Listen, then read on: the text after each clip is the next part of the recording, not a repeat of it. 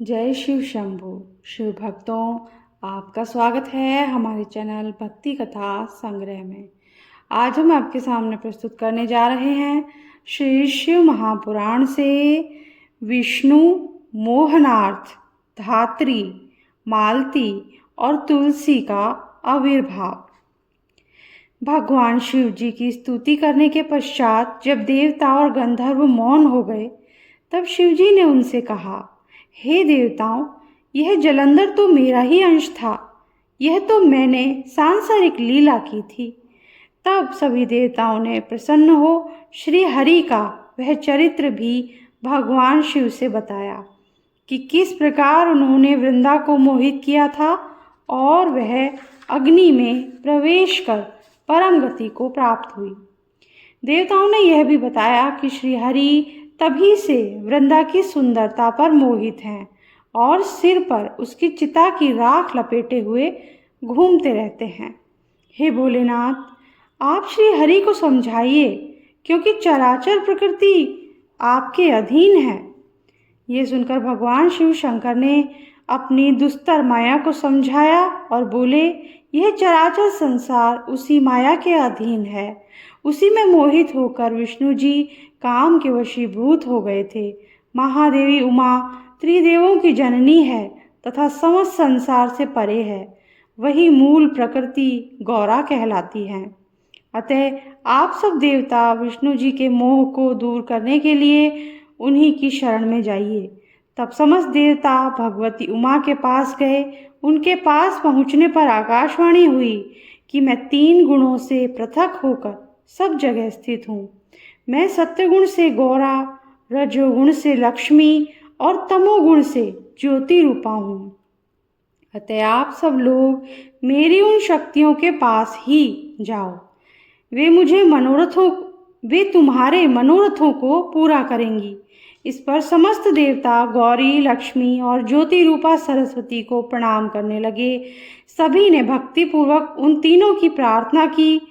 तीनों देवियों ने प्रकट होकर उन्हें कुछ बीज देकर बोली, तुम इन्हें लेकर इनसे सब कुछ प्राप्त करोगे। सभी देवता उन बीजों को ले जाकर श्री हरि के पास गए और उन बीजों को वृंदा की चिता में डाल दिया।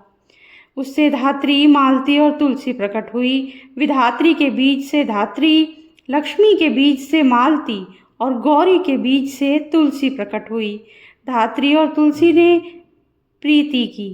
विष्णु जी ने उन वनस्पतियों को देख प्रीति पूर्वक वैकुंठ को चले गए।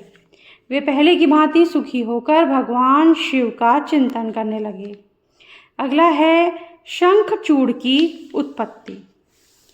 विधाता के पुत्र थे मरीचि और मरीचि के पुत्र थे कश्यप।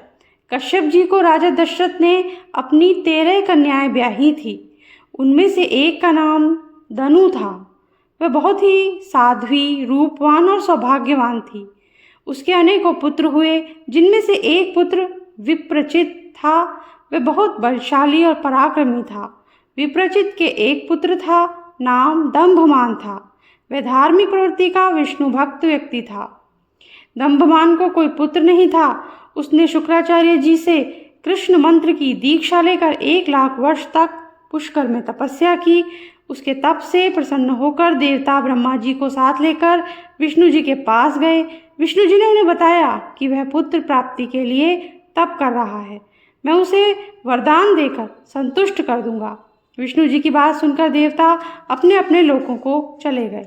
देवताओं के चले जाने के पश्चात श्री हरि वर प्रदान करने के लिए पुष्कर में गए। दंभमान ने श्री हरि से कहा कि मेरा पुत्र महापराक्रमी, त्रिलोकी विजेता और देवताओं पर विजय प्राप्त करने वाला होना चाहिए। श्री हरि तथास्तु कहकर अपने लोक को चले गए। समय आने पर उसकी पत्नी के गर्भ में भगवान श्री कृष्ण के परम मित्र सुदामा जी पधारे। उसे पूर्व में राधा जी ने श्राप दे रखा था। पुत्र की उत्पत्ति के पश्चात उसका नाम शंखचूड़ रखा गया। उसकी बाल लीलाओं को देख देख कर उसके माता पिता आनंदित हो रहे थे। अगला है शंखचूड़ का विवाह। शंखचूड़ ने भी अपने पिता दंभमान की तरह पुष्कर में जाकर कठिन तप किया। उसकी तपस्या से संतुष्ट होकर ब्रह्मा जी उसे वरदान देने के लिए आए। उसने ब्रह्मा जी से वरदान मांगा कि मुझे देवता पराजित ना कर सकें। ब्रह्मा जी ने तथास्तु कहकर उसे श्री कृष्ण का अक्षय कवच प्रदान किया और उससे बोले, तुम बद्री का आश्रम जाओ, वहाँ पर तुलसी जी तप कर रही हैं, तुम उनसे विवाह कर लेना। तुलसी धर्मराज की कन्या है। इतना कहकर ब्रह्मा जी अंतर्ध्यान हो गए। शंखचूड़ बद्री का आश्रम में जाकर तुलसी से मिला। ब्रह्मा जी ने स्वयं प्रकट होकर उन दोनों का गंधर्व रीति से विवाह करा दिया। वह दोनों सुंदर सुंदर स्थानों पर जाकर रमण करने लगे।